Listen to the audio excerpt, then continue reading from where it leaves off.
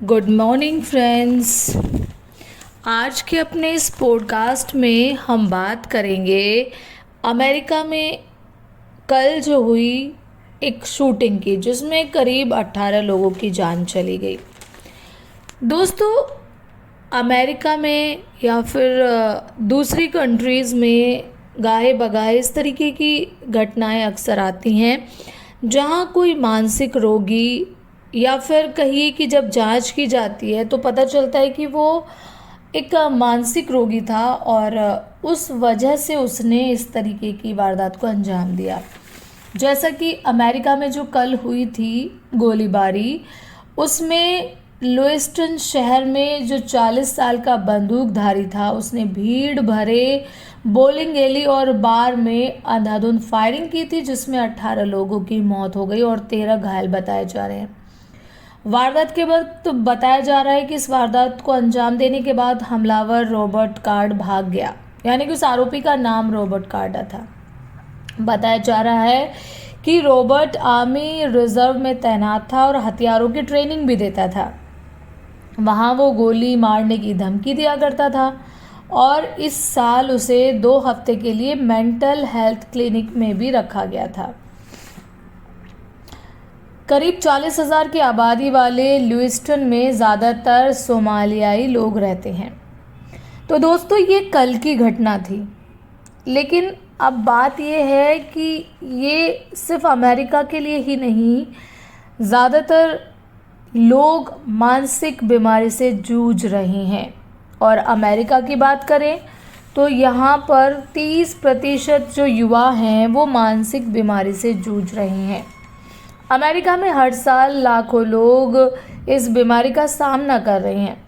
डॉक्टरों के पास जो जाते हैं लोग, ऐसी जो संख्या है वो बढ़ती ही जा रही है।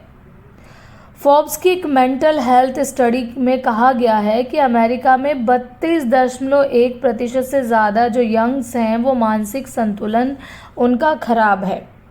या तो वो मानसिक रूप से बीमार हैं या फिर ड्रग्स के जो मामले हैं उनसे जूझ रहे हैं। इसके अलावा ये रिपोर्ट कहती है कि 18 से 25 साल की उम्र वाले सबसे ज़्यादा, यानी 30.6% मानसिक बीमारी का अनुभव कर रहे हैं। इसके बाद 26 से 49 साल की उम्र वाले हैं और उनकी जो संख्या है वो है 25.5%। 50 साल से ज़्यादा उम्र वालों की जो संख्या है वो 14.5% है, जो मानसिक बीमारी का सामना कर रहे हैं या महसूस कर रहे हैं। अब अगर इस रिपोर्ट के मुताबिक युवाओं के इलाज की बात करें, जो मानसिक बीमारी का इलाज कर रहे हैं, तो उनकी संख्या 24% तक बढ़ गई है, जो 2019 में 19.2% हुआ करती थी।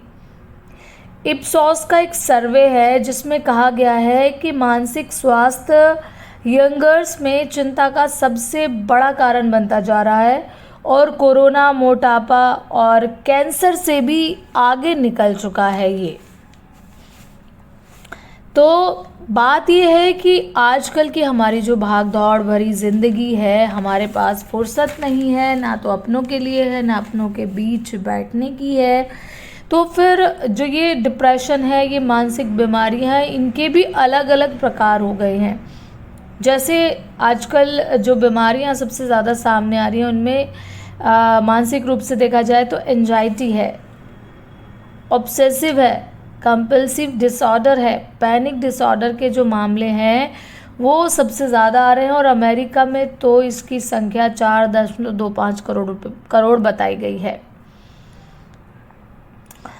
यानी कि इतनी संख्या में जो लोग हैं वो एंजाइटी का शिकार हैं। अब बात आती है डिप्रेशन की, तो डिप्रेशन के जो शिकार हैं वो 2.1 करोड़ युवा डिप्रेशन के शिकार हैं, जिसमें 12 से 17 साल की उम्र वाले 37 लाख किशोर जो है वो डिप्रेशन का सामना कर रहे हैं। PTSD यानी कि ये जो एक डिसऑर्डर है, इसके 1.2 करोड़ युवा हैं। PTSD यानी कि पोस्ट ट्रॉमेटिक स्ट्रेस डिसऑर्डर।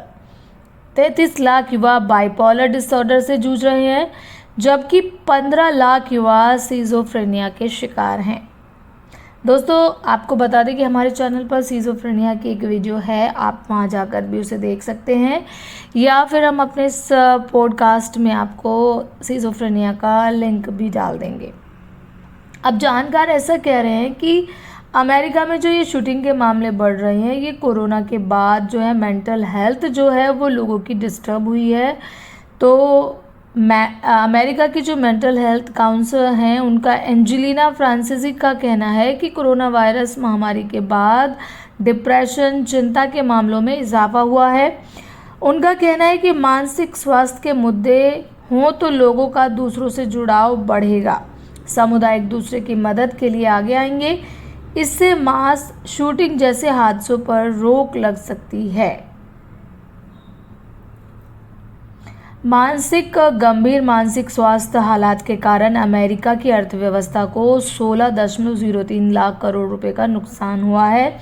किशोर हिरासत केंद्रों में रह रहे 70% युवाओं में मानसिक बीमारी की पहचान की गई है। यानी कि आप कह सकते हैं कि मानसिक बीमारी न सिर्फ अमेरिका के लिए बल्कि ये बीमारी पूरे विश्व में पैर पसार रही है, और हर दूसरा आदमी कहें कि इस सिचुएशन को, जो एंजाइटी है या डिप्रेशन है या PTSD है, इसको कहीं ना कहीं कभी ना कभी इन तीनों में से कोई ना कोई सिम्टम्स ज़रूर महसूस करता है। घर हो या घर के काम हो या घर का काम का बोझ हो, बच्चों की जिम्मेदारी या घर के काम की जिम्मेदारी, ऑफिस की जिम्मेदारी, हमारा वर्क कल्चर पैटर्न बदल गया है। तो ऐसे में अगर हम इन सभी समस्याओं से दूरी बनाना चाहते हैं, डिप्रेशन से दूर रहना चाहते हैं, तो हमें अपनों के करीब आना ही पड़ेगा या उन्हें अपनों को करीब लाना ही पड़ेगा, तो मे भी ये हालात जो हैं सुधारे जा सकें। तो दोस्तों आपके पास क्या सॉल्यूशन है एंजाइटी को दूर करने का? कैसे हम इस समस्या से दूरी बना सकते हैं? कैसे हम डिप्रेशन को दूर कर सकते हैं? कैसे हम एंजाइटी को अपने से दूर रख सकते हैं? प्लीज़ कमेंट करके ज़रूर बताएं। नेक्स्ट पॉडकास्ट में इसी तरीके की कोई जानकारी भरी या फिर एक सोशल टॉपिक पर हम बात करेंगे। तो मिलते हैं नेक्स्ट पॉडकास्ट में, तब तक के लिए बाय बाय।